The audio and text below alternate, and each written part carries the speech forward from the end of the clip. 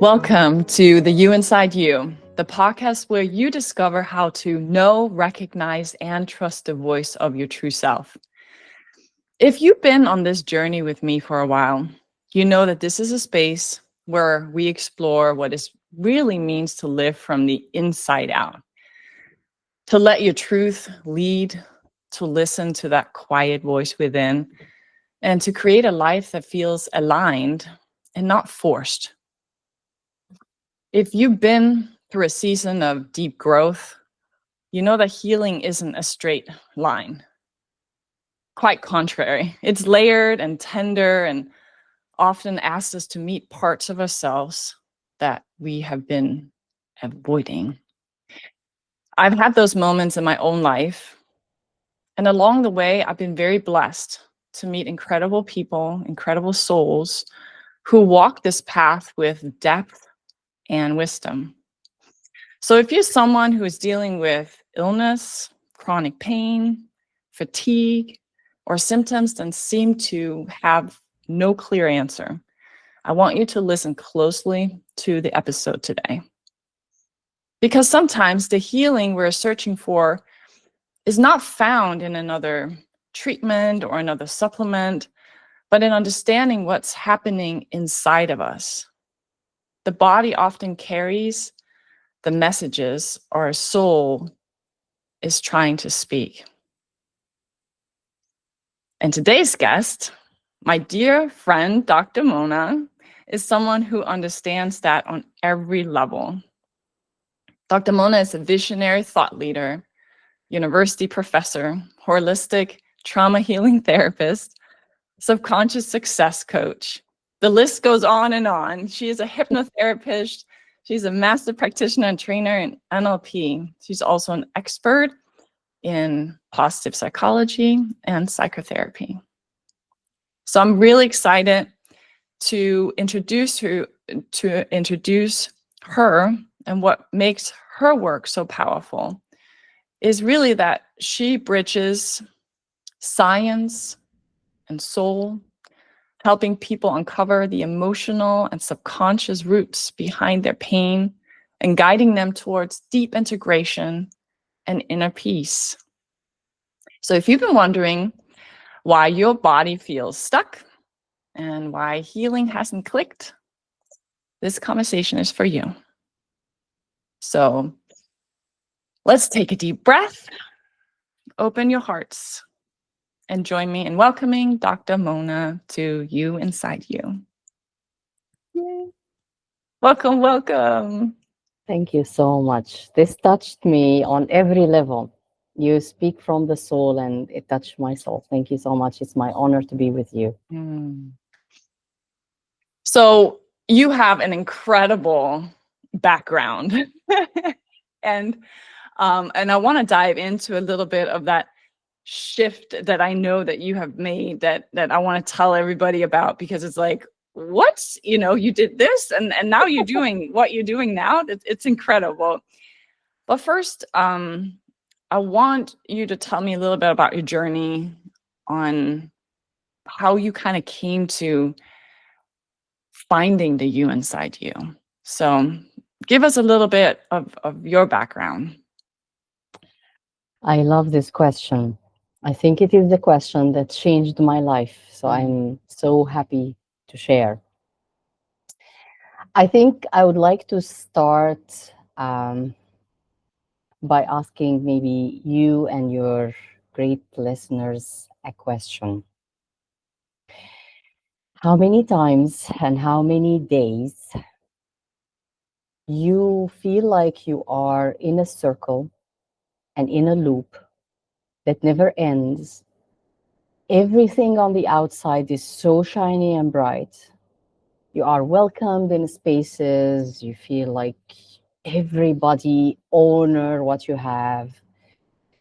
However, whenever you are alone behind the shutting, you shut your door, you are alone in your room at the end of the day, or even in the middle of the day, you're making your cup of coffee. You have this sense of endless overwhelm, endless exhaustion, endless invisibility. It's like, who am I? Like, why I am doing this? Why those people are around? And it is like this most of your days. Now, some of you might have this feeling, some of you might not. But if you are a high achiever, most likely you feel like there is an empty void in your life that you don't know how to fill, or you don't fit in what you are doing. You don't feel yourself. Mm. This has been me for over 2 decades of my life. Um, Now, with the high achievers, I also experienced and know that most of the chronic illnesses will kick in. So you will be in conferences, in meetings, in keynote speaking most of the day. And then at night, you will have your set of pills sitting beside you because you need to take them all so you can function the next day. This also has been me for a Mm. very long time. It was an accumulation of deep, complex chronic illnesses, starting with cancer, then lupus, and fibromyalgia, and the list goes on for almost every autoimmune disorder you can imagine. Mm. So the background for me is this, because everything else the people see. The people can tell you about the university, the academia, the research, the scientists, but I only feel the illness, the sickness, the Mm. fatigue, the exhaustion, the resentment. And I thought for a big chunk of my life that the more I do, I'm gonna just hit the next milestone, do the next thing, and it's gonna shift. Everything gonna change. And I just went deeper and deeper in the rabbit hole until it was a matter of life and death, I think. Mm. And then I came across the emotional healing. Now, in the beginning, the logical person that I am, I was like, what are you talking about? You know, I grew up where emotions are very discarded.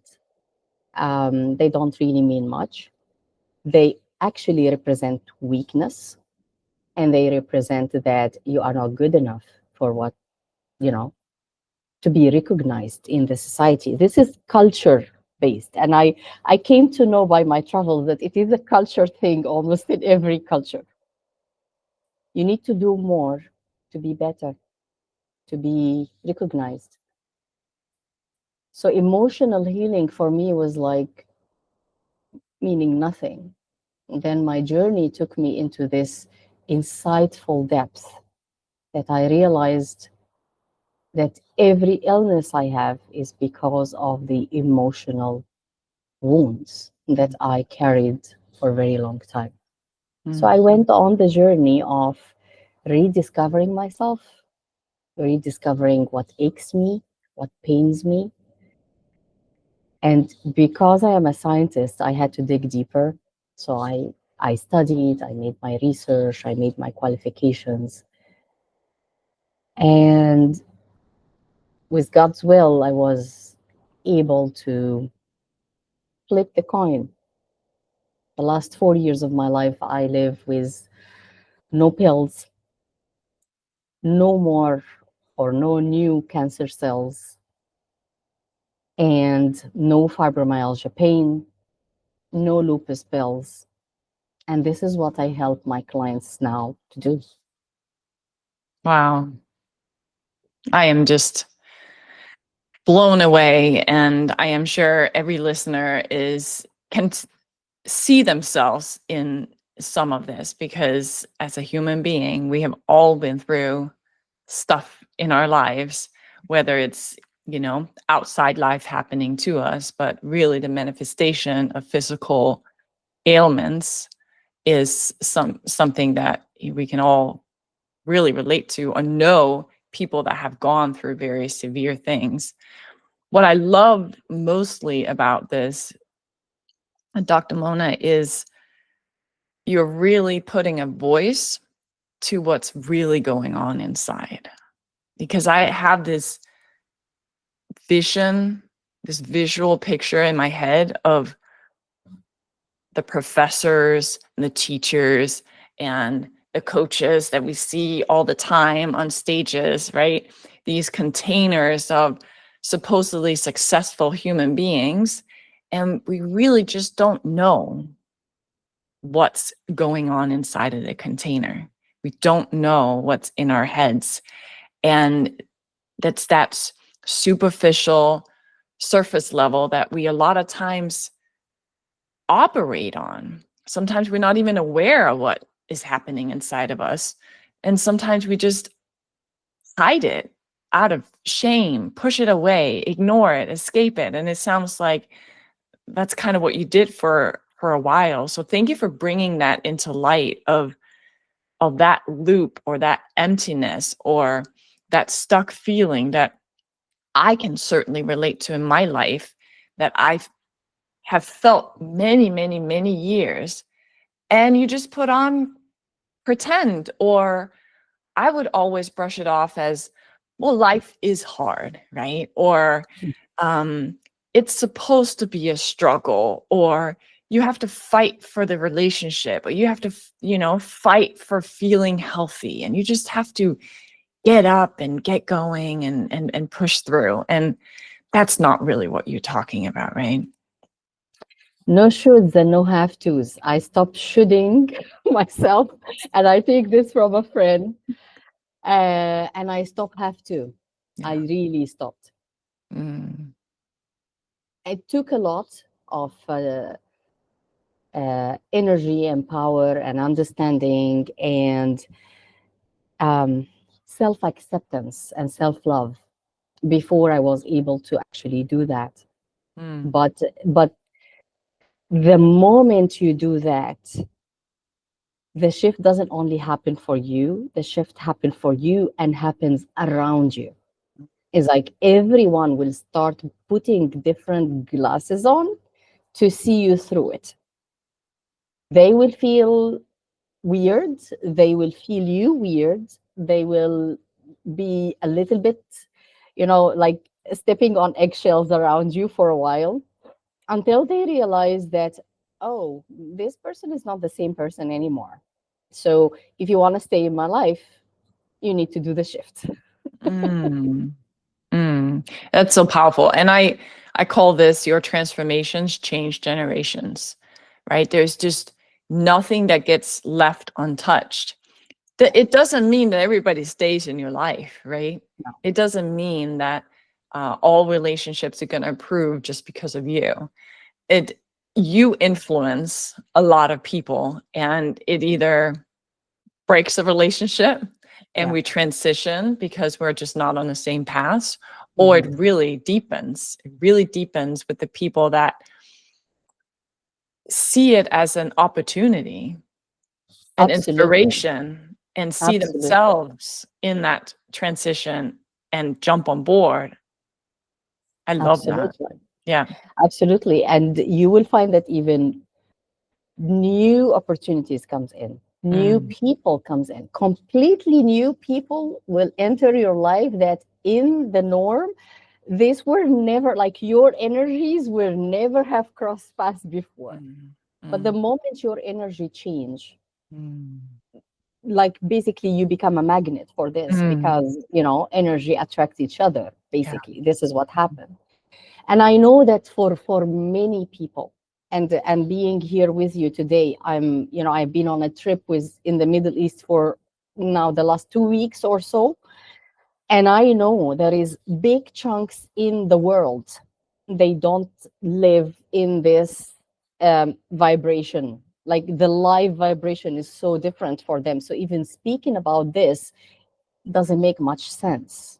Mm, However, this is what the inner shift method does, and this is what I take my clients and the people in my circle on a journey in, so they can like very gently ease in into this world, and then they can find their spark.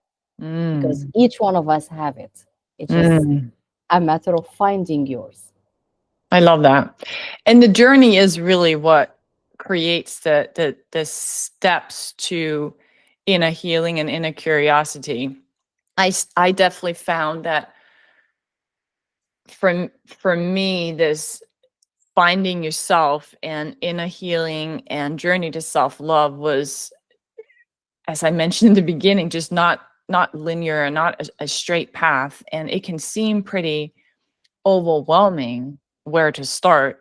And one thing, before you explain, this journey and your method that you take people on, you mentioned that, emotions were not really a normal part of your life and just something that you pushed aside. And when you mentioned that, I was kind of reflecting on my own life and some of the clients that I've worked with too, that there's almost like two groups here. There are people that never really learn to deal with emotions, but there's also a group, including myself, who were very connected to my emotions very early on and talked about emotions in my family.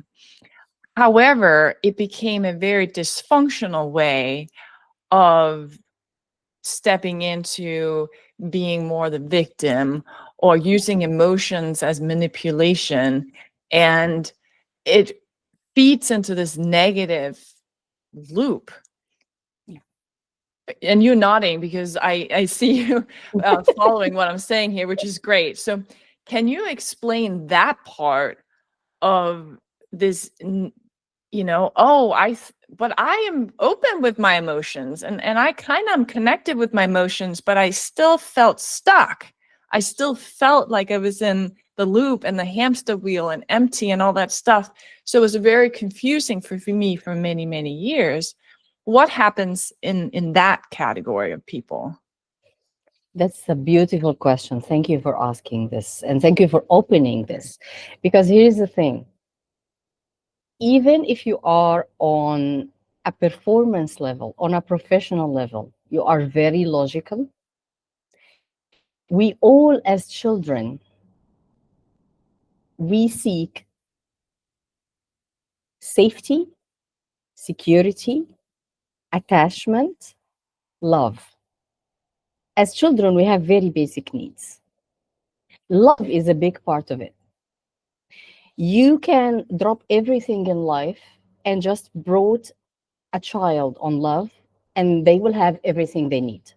They don't need the toys, they don't need the money, they don't need the fancy lifestyle. They just need the love, the security, and the safety, and the attachment. Usually, what happens when we lose early on one or more of these, it starts to manifest in our life in a different way. Now, you become, for some of us, they become so needy in their personal life. So they become the partner or the person they live with is the person that they pour everything into them. So they either overgive them or they either become so needy and so much attached to them because they have missed it early on. So you will find that if they are performing so well on the outside, because this is how they survived for a very long time, their logical brain is brilliant, but their personal life is so dysfunctional because they are either over pleasing, over giving. They always waiting as a victim, as you mentioned, that they're just in the victim position. They do this to me. They, why everything happened to me like this? Or you will find that they are living with abusers who actually either emotionally or physically abuse them because they have very low self-esteem. They already think of themselves that they are not good enough, and they just attract the patterns that over and over prove that they are not good enough. So even though you are expressing your emotion, the part of your brain that have been deprived of the safety and the connection and the attachment and the love is living in survival mode. Mm.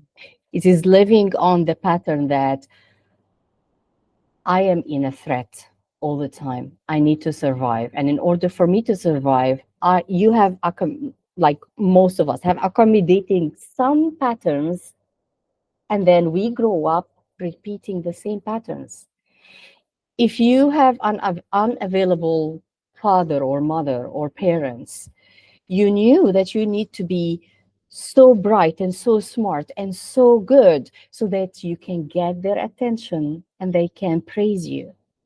So you continue to do that as an adult. You continue to give and you continue to take care so much and make sure that everyone is happy in the house because this is the way everyone will be happy with you.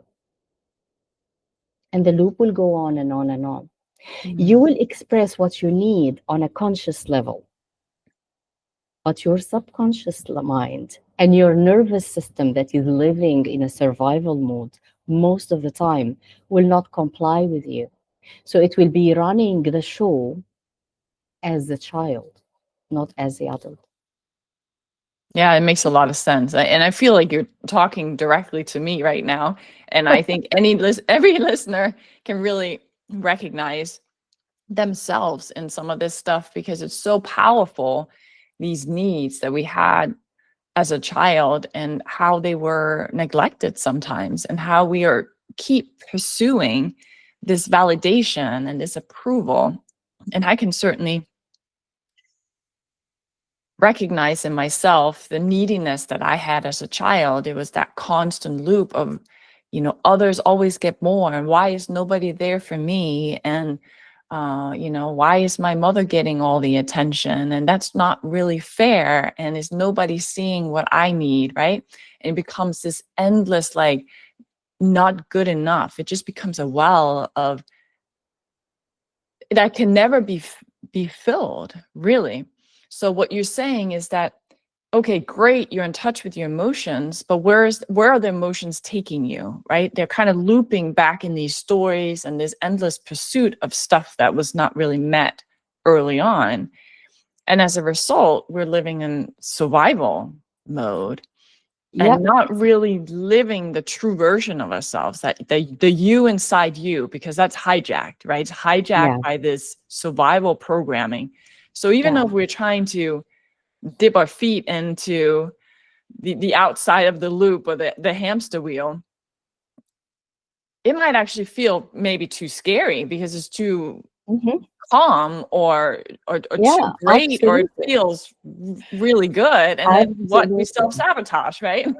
Yes, absolutely. It is proven by science that the subconscious mind is a 5-year-old and it Mm, never grows. Like this is the age of it, because this is the time where actually we develop between the 5 and 7 years old. You develop your subconscious and you start having personality and all of that. Now, your subconscious mind is this age. So, whatever patterns have been basically as a seeded in you in that age, this is what you grow up with. As an adult, you start realizing with your conscious brain, with your logical brain, that, oh, life has more. No, there is more, but then there is misalignment. Your subconscious is not there yet. Like it's like it's not even catching up. It doesn't know it even needs to catch up. So it is taking you, it's like you are trying to move forward. And this one is like, no, no, no, no, no. We are here because we are safe here. mm, What we do in the holistic healing is that we start working to bridge the gap between the two and basically taking the subconscious into safety and letting the subconscious know that we appreciate you so much, because what most people unknowingly does, they be so harsh, like, why are you doing this? And they start bitching themselves and they start saying things. And this is actually what they don't know, is that they are scaring their subconscious even more. It's like, oh, threats, threats, threats, I am not safe, I'm not safe. So you are scaring the child inside you even more. And we need to do completely the opposite. We need to start bringing safety to this beautiful body that runs over 95% of our lives. So this part would know, oh, okay, I am appreciated, I'm recognized, But now we teach it that, thank you very much. We learn other things now, and we want you to start doing those things so it can start to let go and rewire with the healthy habits and the healthy functions and the healthy teachings that you are giving it. Mm. And at the same time, we are teaching the conscious mind that, hey, be patient. Don't rush things up. I'm having a child that is growing here. The moment that things really open up is when they start working hand in hand and they are, in this harmony together. Mm. And you find it for many people, especially people who suffer from some chronic illness or have some really anything chronic in the body. It is the body giving you a message that there is something emotionally, on an emotional level, on a soul level, is not right, and you need to Mm. take care of it. You will find that most people have one part of their body is carrying more weight and more pain than the other. For women, those who live with a high performing, they have trained their masculine part to take over for a very long time. So the masculine part, you will find, even for me, actually, it is like this. You will find that there are some parts in your body, they are bigger, they are stronger, they are more functioning. And you will find your feminine side is weaker. And you will find your feminine side most of the time having more issues because of the imbalance. Mm.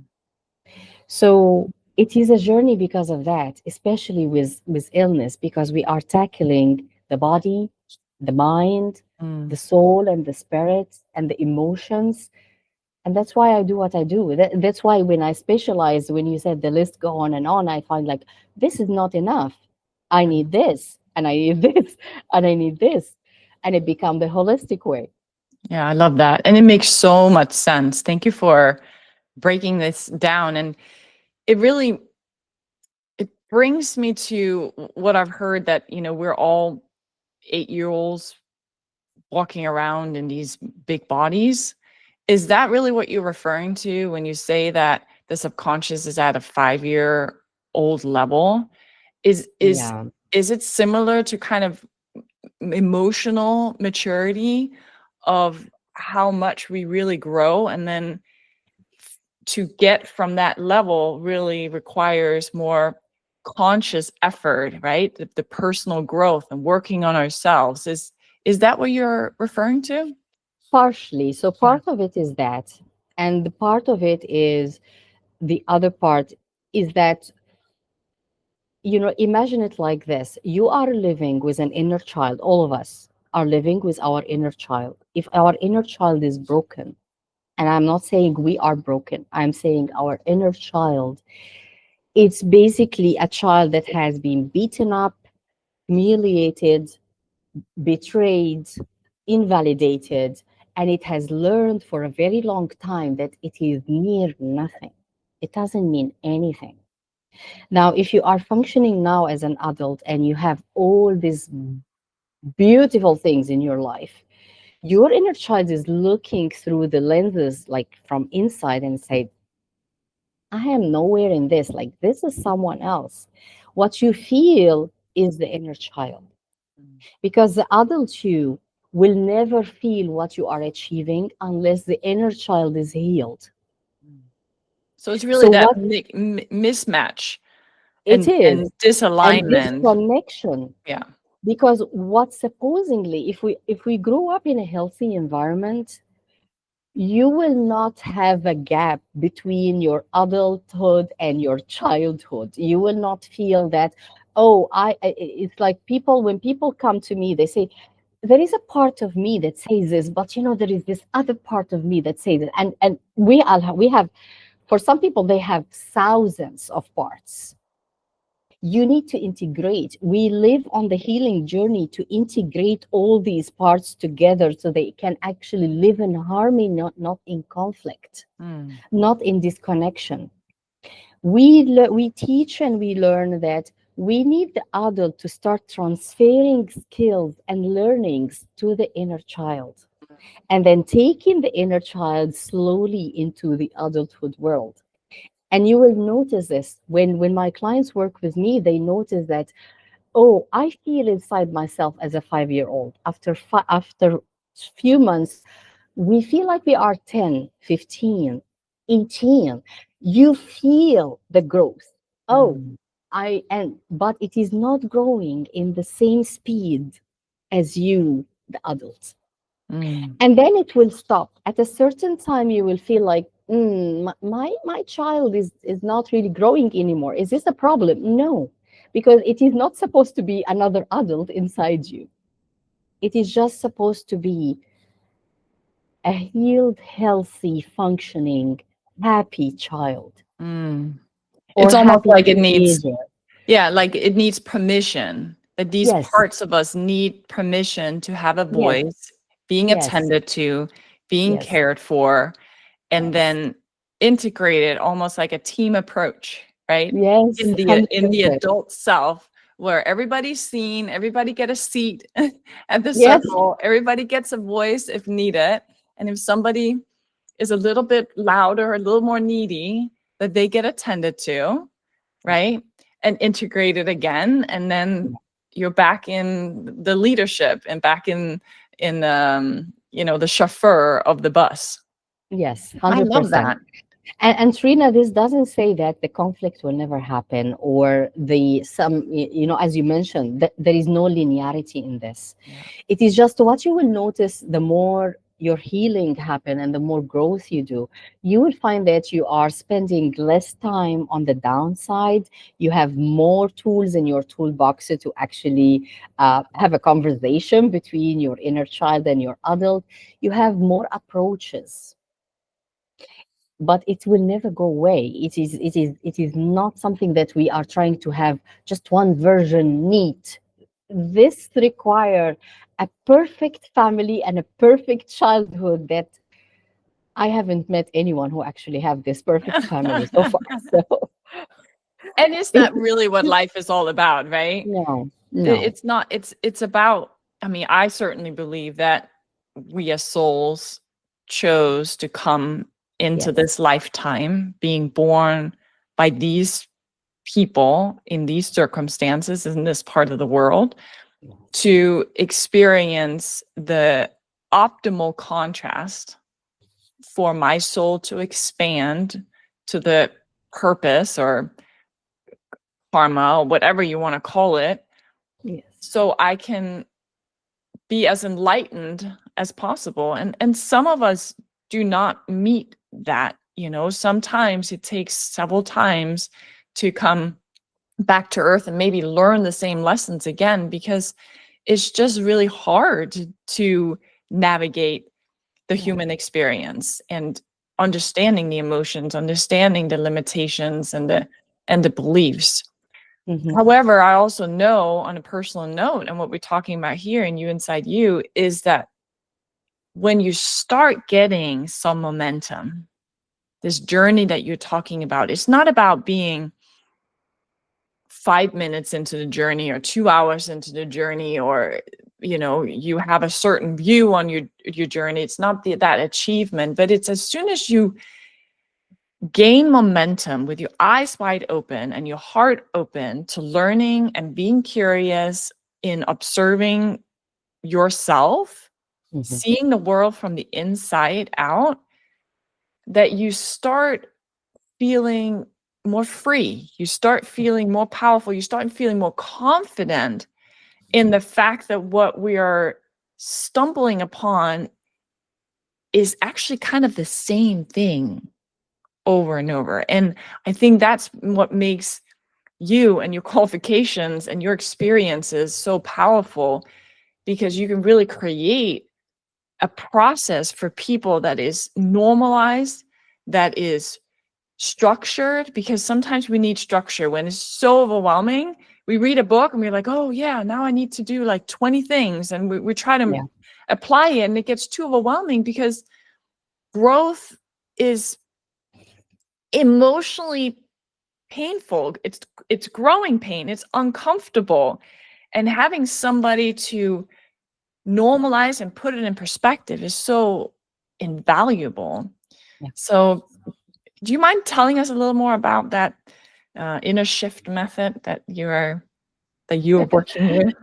I love my inner shift method. So thank you for the question.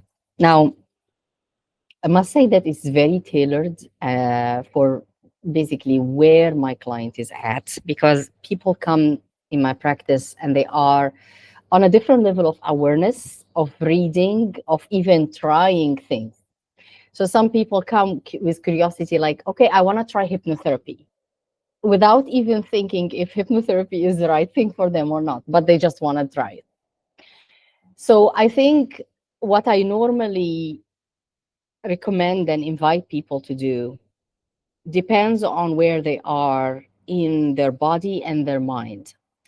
So if you come and you have anxiety and exhaustion and have some illnesses, there are clear signs that you have a nervous system that is in a fight or flight and or freeze, or phone for some people have the numbness. So we need to do some somatic work first in order for them to basically repair. I don't use the word reset the nervous system. The nervous system can never be reset, and this is scientifically proven. We can repair, we can heal, but it's not a button that we can reset the system. So we need to bring this safety first so the body can feel, okay, I'm safe, I'm secure, before we actually do anything. So this takes in the method, this takes some awareness level. We need to recognize where we at and what is needed. Then we take the body on a journey of safety through the somatics exercises and the somatic therapy, and sometimes the somatic experiencing in my practice. And then, or in parallel to that, we will start have some subconscious rewiring and subconscious not reprogramming, because reprogramming is that you basically distract the pattern that you start to say, oh, this unhealthy pattern, you start making up a new story that is not really true, and you make it embedded in the brain. In my work, I don't really do that. But what we, in my work, we do is that we take the subconscious into a rewiring journey to remember how good it is.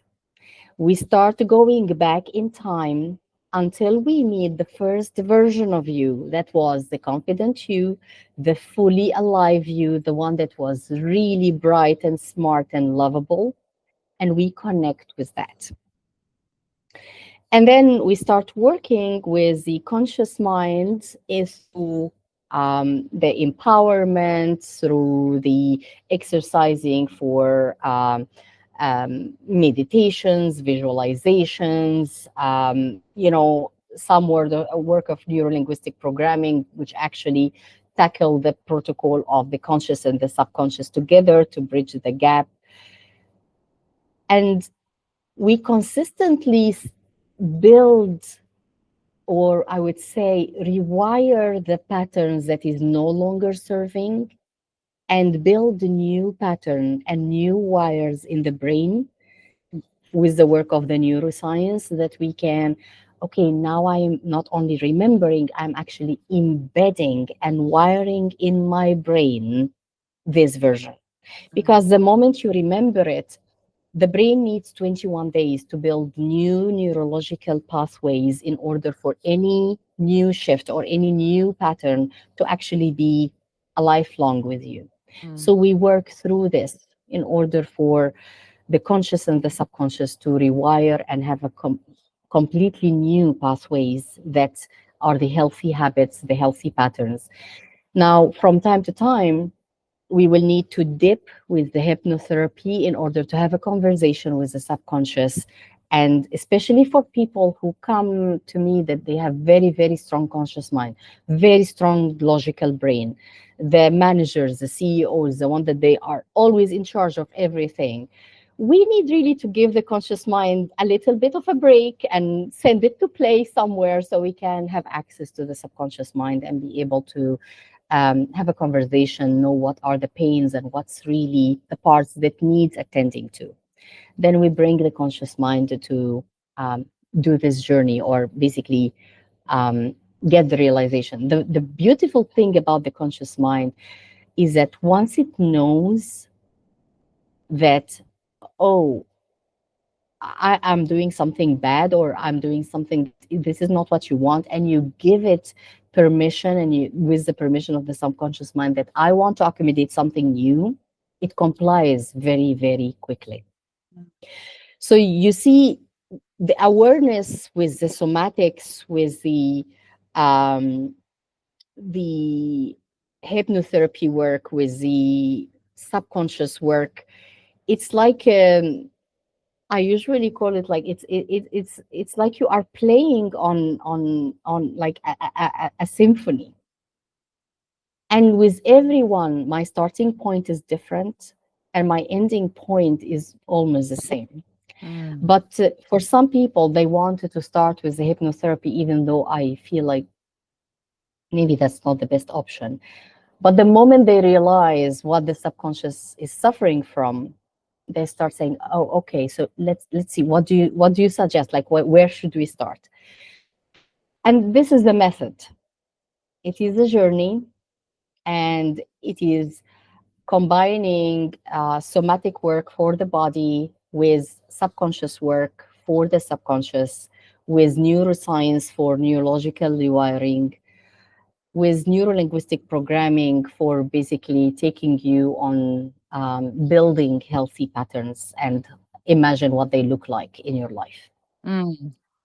So I can see your life, you fitting into this, that you started off with not really being aware of what was happening inside, and having all these illnesses, and walking through this machine and this process that obviously for you took probably a lot longer than what you're offering Yeah. people right now, and coming out on the other side, not with perfection, right, but with no pills and health and clear mind and the most beautiful energy that you bring to us today. Mona is just such a lovable soul and extremely smart and so caring with everybody she works with. She meets people where they're at. She celebrates everybody where they're at. And I just love that about you. And one thing that came to mind when you were talking about these rewiring and the steps is you're kind of teaching people to get out of their own way. And when we say out of our own way, it really is finding a way to pause the nervous system to hijack who we really are. Right? Isn't that what we're really saying? Get out of our own way. It's really understanding how to manage, calm down our nervous system, because at the end of the day, that's really what gets in our own way. The programming, the limiting beliefs, all that stuff that fires so hidden, so behind the scenes that we're so not aware of it, and just runs our life. Yeah, That's like a aha moment. Like, yeah, this is what gets us in a way, right? When we get in our own way, what does that really mean? I think you described that really well. So that's really cool. yeah. I love also the way you have put it. Actually, it's very true. And believe it or not, up until maybe, and I know I am still on a healing journey myself, and I heal one part every time I work with one client. Every client bring a something for me that I feel like, wow, okay, I am healing this. This is what the journey is about. What is lovely is that you discover over time. Like, of course, when I say I start with the nervous system, when I started healing, I didn't know, and I didn't start with the nervous system. That's why probably I took longer, because I started with the emotions, with the subconscious level, and it took me longer because I was doing a lot of work on the subconscious level. That it was like emotional healing is happening, subconscious is happening, but my body was not catching up. So my body was like still aching. And this is the problem with illness. Once you have the illness, you can heal so quickly with your mental, on a cognitive level with your emotions, and then your body is always the last to catch up with everything because it had actually endured so much in your lifetime. So this vessel that your subconscious and your emotions speak through, that's why I attend to it first, because we need to release what is stored in the body while we are healing the emotions. Otherwise, you will feel like, oh, I understand, like I understand really well everything, but I still feel the pain in my body. That's because the pain, it just needs releasing on a physical level. Mm. So yeah, And this is the you hard part to do on our own. And this is what I find with my clients too, that they have done so much work yeah, already. They've read the books, they've done the workshops, yes, they've listened to the podcast, they have done some forms of healing, right? But there are certain things that are not connected yet. mm, And this is why I love modalities like yours that really integrate both the scientific yeah, proven methods, right? And then the soul body integration of that, because that leads to sustainable change. We don't want just a quick fix and then something coming back again and we're thinking, oh, there's another thing we got to learn from. And sure, there's more to learn from, but why not teach the body from the beginning, yeah, right? Teach the body yeah, from the beginning. yeah, And, absolutely. and before we end for today, I really want to come back to the question I had in the beginning of the show, of these two identities that you have or you had in terms of your profession was originally in Computer. computer science, right? Yes. So you had a very logical, technical mind, which is not really what got you sick, right? This is not what we're No, talking about. no. And you had a calling to shift into a completely different profession, which is Yeah. really shifting from way left brain to right brain Yes. here. How did you incorporate those two identity? How did you make that shift? Because I know there are people out there listening that might have really taken this drastic transition Mhm. from Yes. one profession to another profession, maybe feel a calling to become a coach, to Mhm. lead other people in their journey, and they can't quite figure out Yeah, how to do that. Tell me a little bit about that. of course. And thank you so much again for this. And I have an invitation for everyone who is really thinking about this, but having fears, because what normally stops us is the fear. Like, am I going to lose all of this, like, spark? Like, people gonna, unfold around me. What's going to happen to my income, my society status, everything? And it took me some time even for me to, that's why I was working part-time for like 6 years, because I was like, yeah, but I don't want to quit all of this. But here is what I, in the last year and a half that I become full-time into this, you actually don't need to quit. Because if you are a person like me who actually like your technical logical stuff, you are not forced into them, you are not, this is not what you want to do. But if you don't want to do it, then, oh, okay, so let go and we can have a completely new thing. But if you like what you have, you just don't like the symptoms and the aches, you can actually have what I call like um the balance, but you can have a formula where you say, I wanted to be 60% living in my spirituality and 40% living in my logical brain. Some people come to and say, but I love my work so much that I don't mind doing this 60% of the time. Perfect, great. So my invitation during your healing, just pause and let the 60% be on healing everything.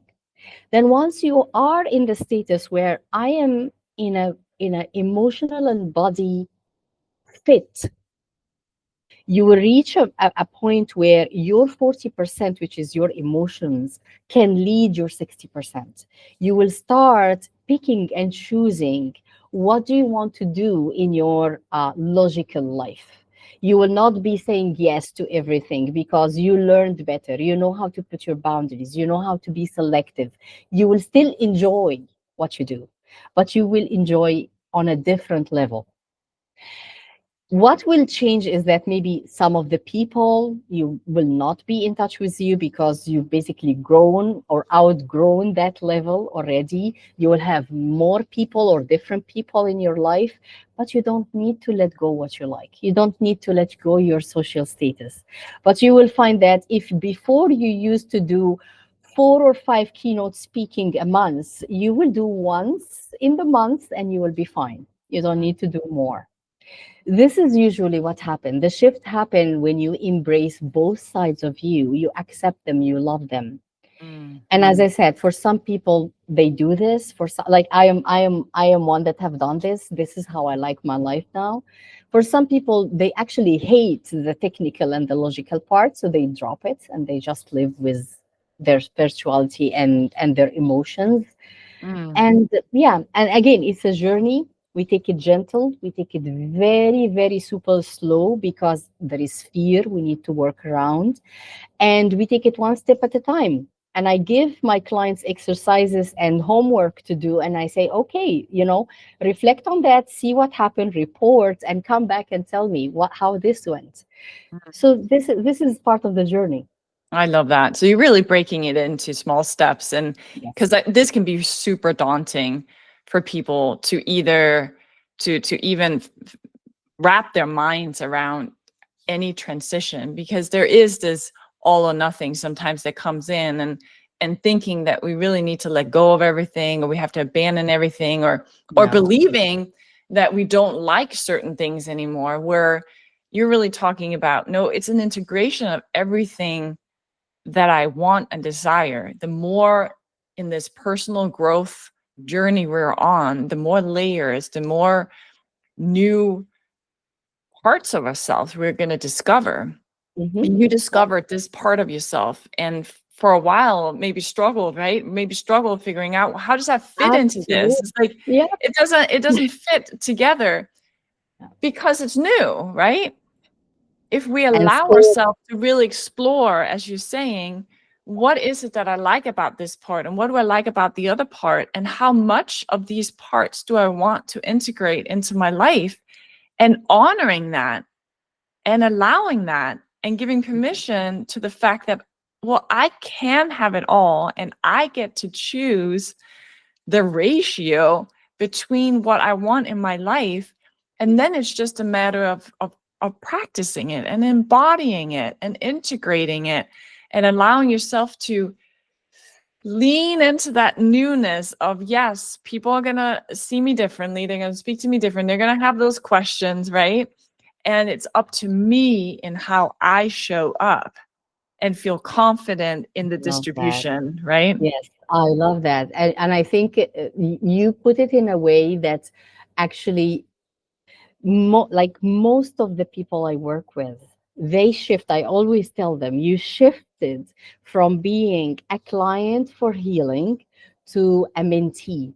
So after a few months working together, what I notice is that people want in their life this professional perspective and process, that they have a mentor instead of actually healer, or not healer, but healing guide. And they shift into, okay, now I am doing the shift. I need someone to have my back into it. Like, okay, so when things happen, they come, they say, okay, we tried this is what happened, what I should do next, or how can I tackle that, and then we work together into, putting a path into this. And I usually tell my clients and my community, it is the accumulation of experience that make this sound easy, but it's actually not. It takes patience, time, consistency, and a lot of commitment. Mm.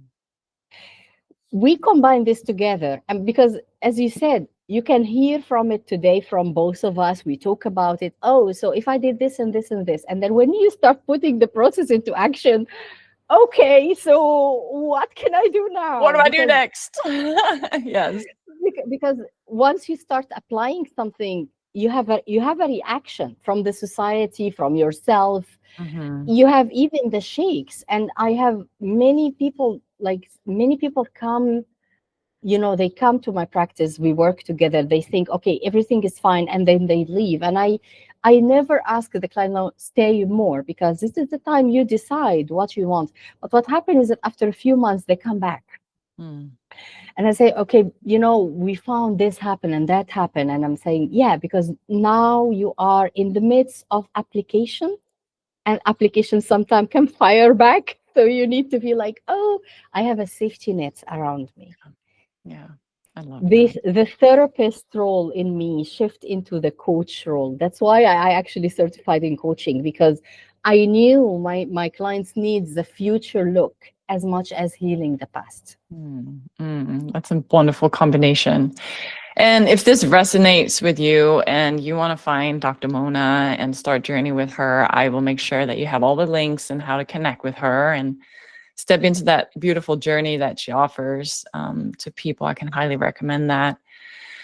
Any final words of wisdom, encouragement to anybody who is sitting with some chronic pain or realizing now, wow, I might need to dig a little bit deeper, where are they going to start, and what would be your parting words for today?